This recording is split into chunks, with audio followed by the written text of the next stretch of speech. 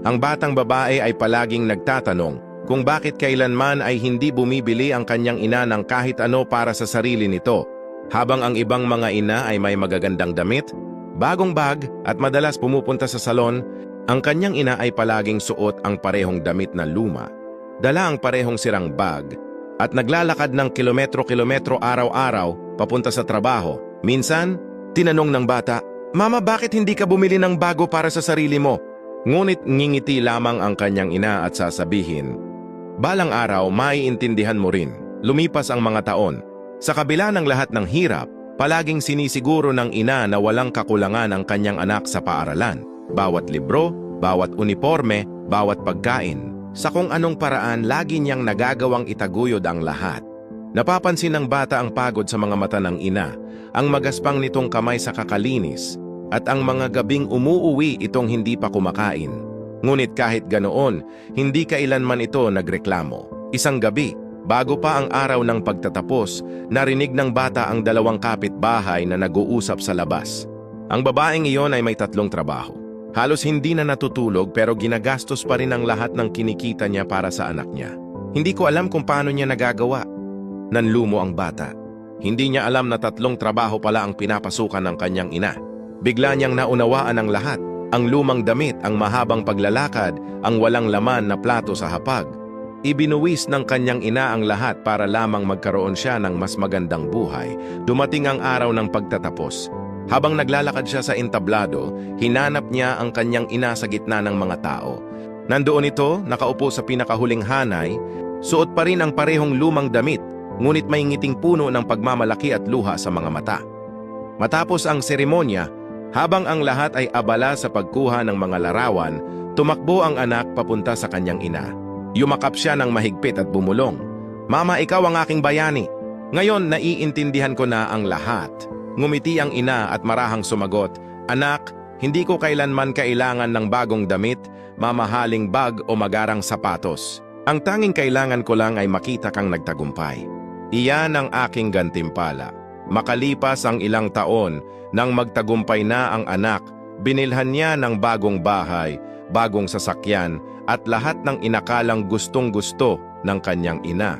Ngunit ngumiti lamang ito at muling sinabi, "Anak, hindi mahalaga ang mga ito. Mas mahalaga kung anong klaseng tao ka na ngayon. Lahat ng bagay na isinuko ko noon, hindi iyon pagkawala. Iyon ay puhunan para sa iyo." At sa sandaling iyon, tuluyang naunawaan ng anak na walang kayamanang maihahambing sa pag-ibig at sakripisyo ng isang ina. Kung naniniwala kang ang mga ina ang tunay na kahulugan ng walang hanggang pag-ibig, ibahagi mo ito sa isang taong kailangang maalala kung hanggang saan ang kayang gawin ng isang ina para sa kanyang anak. Moral na aral, ang kwento ay isang paalala na walang pag-ibig sa mundo na kasing dalisay at kasing tapat ng pag-ibig ng isang ina. Ang sakripisyo ng isang ina ay hindi nasusukat sa mga bagay na nakikita o nabibilang. Hindi ito nasusukat sa mga bagong damit, mamahaling bag o marangyang bahay. Ang tunay na yaman ng isang ina ay ang tagumpay at kabutihang asal ng kanyang anak.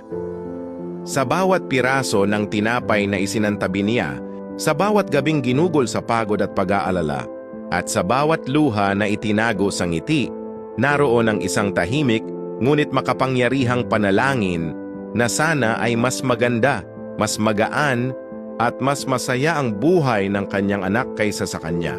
Marami sa atin ang lumaki nang hindi lubusang nauunawaan kung gaano kabigat ang mga pasaning-pasan ng ating mga magulang, lalo na ng ating mga ina.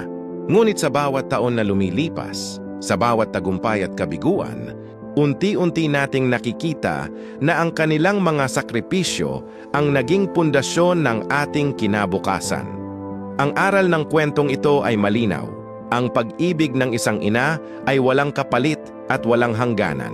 Hindi ito humihingi ng gantimpala sapagkat para sa kanya, sapat na ang makita kang masaya, ligtas at nagtatagumpay. Kaya habang may panahon pa, iparamdam natin sa ating mga ina na ang bawat sakripisyong ginawa nila ay hindi nasayang.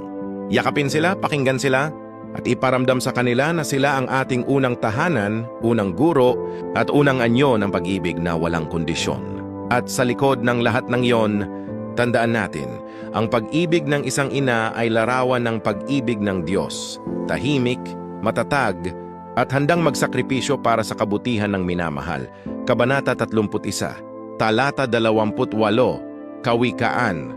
Ang kanyang mga anak ay bumabangon at siya'y tinatawag na mapalad, pati ang kanyang asawa ay pumupuri sa kanya. Ang talatang ito ay nagpapaalala na ang mga ina, sa kabila ng kanilang mga pagod at sakripisyo, ay karapat-dapat sa papuri at pasasalamat. Sila ang tunay na haligi ng tahanan at sa kanilang mga kamay, itinatanim ang mga binhi ng pag-ibig, tiyaga at pananampalataya na nagbibigay buhay sa bawat pamilya. Gusto nyo na ito, maaring mag-like, magkomento, ibahagi, malaking tulong na yun sa aming content creator. At sundan para updated ka sa nilalabas naming video. Forever bless, God bless you. Ingat!